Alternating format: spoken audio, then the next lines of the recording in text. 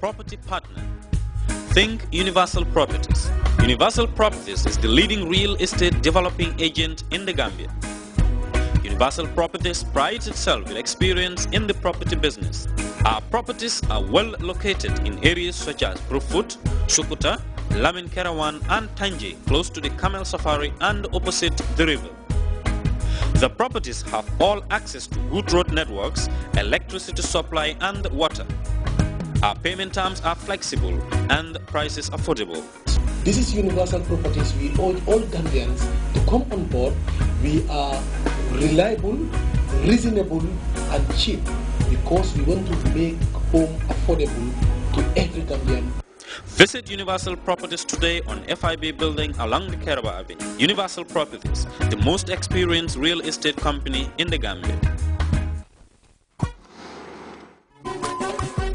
Have you seen my beautiful baby? Yes, so what's up people, it's your boy Mr. Flavor Nabania, all the way from Nigeria. Gambia, are you ready now for your boy Mr. Flavor Nabania live in concert on the 22nd of February 2014 and it's going down at the Independence Stadium. Are you ready now for all my adadas? Are you ready now for shaking your Are you ready? Mr. Flavor says so. This is brought to you by Coconut Resident and Gamtel. Are you ready now? Let's go there. So if you don't know, now you know. Go get your tickets. February 2014, Independence Stadium, Mr. Flavor, live. Gambia, let's go there. Oh, yeah, man.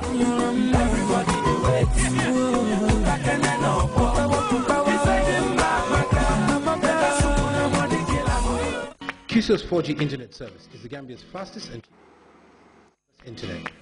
With QCell's 4G, you can access the internet at unbeatable speeds on your laptop or desktop computer. You can also use your mobile or tablet to browse the internet via Wi-Fi. QCell's 4G internet can keep you connected either in your home or in your office. For a limited time, get 50% off regular equipment and 100% off corporate equipment, as well as free installation and free QCell credit. For more information, call 333-3253 or 333-3104. QCell 4G Internet. Fast, affordable and reliable. QCell. Sunibus, the Gambia's quality network. Welcome back. There was a bloodshed in the Ukrainian capital overnight in which 25 people were killed and more than 240 hospitalized. Central Kiev was in flames Tuesday night, and that was the bloodiest day in months of protest. Anti-government demonstrators appeared to be holding their ground today. Earlier during the week, they appeared to be a step forward. But the protest came to a head when constitutional changes were announced in Parliament.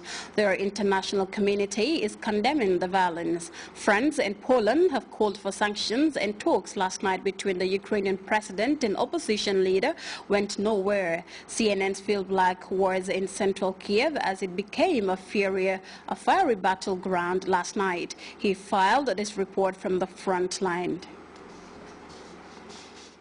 Nigerians are the survivors of an attack on a Christian-majority village in the northeastern Borno state, where Boko Haram gunmen killed over 100 people. Boko Haram claims to be fighting to set up an Islamist state. The Nigerian army has failed so far to stop the Islamist rebellion that has claimed thousands of lives since 2009.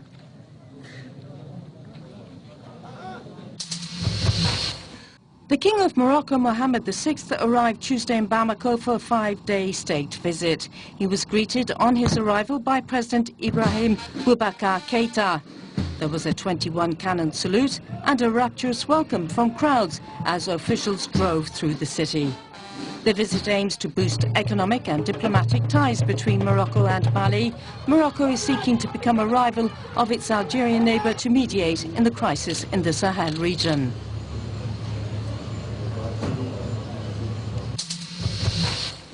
Chiefs of staff from all members of ECOWAS are meeting in Guinea-Bissau in the absence of any representatives from the Cape Verde Islands and Guinea itself. This high-level meeting concerns security in the region. The situation in Côte d'Ivoire, Mali and Liberia, as well as the host country Guinea-Bissau, are top priorities.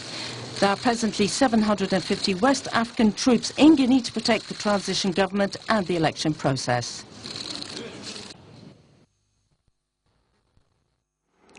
There was bloodshed in the Ukrainian capital overnight, in which 25 people were killed and more than 240 hospitalized. Central Kiev was in flames Tuesday night, and that was the bloodiest day in months of protest. Anti-government demonstrators appeared to be holding their ground today. Earlier during the week, they appeared to be a step forward. But the protest came to a head when constitutional changes were announced in Parliament. The international community is condemning the violence. France and Poland have called for sanctions, and talks last night between the Ukrainian president and opposition leader went nowhere. CNN's Phil Black was in central Kiev as it became a fiery battleground last night. He filed this report from the front line. On Independence Square, it seemed almost everyone was working. This is an ammunition production line. Stones, rocks, pieces of brick are being smashed up on the pavement back there, passed along from person to person, one at a time, to what we believe is the front line.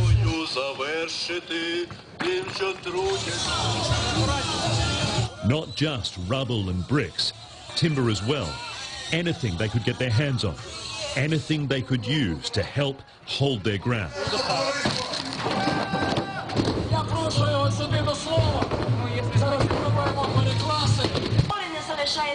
This is effectively the front line. What you can see here is a line of people who are holding shields. Clearly they are prepared to put themselves between the crowd and the police, which we believe are on the other side.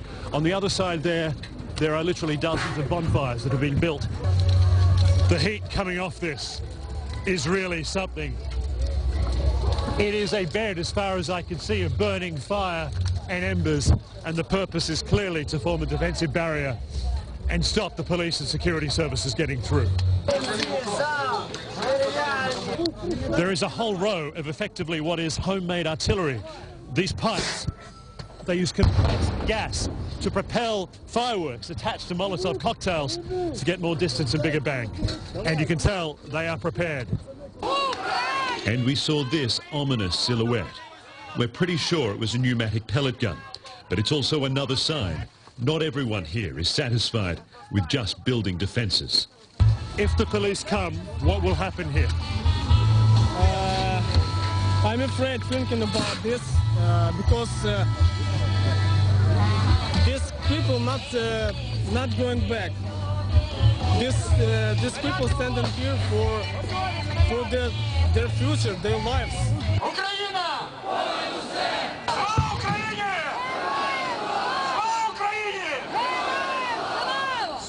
Phil Black, CNN, Kiev. A twin suicide blast in Hezbollah's stronghold in the south of the Lebanese capital Beirut has killed at least 4 people and injured 7 others. And the National Anti-Corruption Commission in Thailand says it intends to indict Prime Minister Yingluck Shinawatra for alleged negligence in relation to her support program for rights groups. We have more on these and other stories in this roundup of news. Some 15,000 policemen in Thailand retook control of several sites occupied by opposition activists who are calling for Prime Minister Yingluck Shinawatra to step down. Violent clashes in the streets of Bangkok resulted in at least 4 deaths with 60 others injured. But the opposition has won a political battle. The National Anti-Corruption Commission says it intends to indict Prime Minister Shinawatra for negligence concerning a support program for rice growers. This could lead to her resignation. A double suicide bombing in Beirut on Wednesday killed at least 4 people and injured 70 others.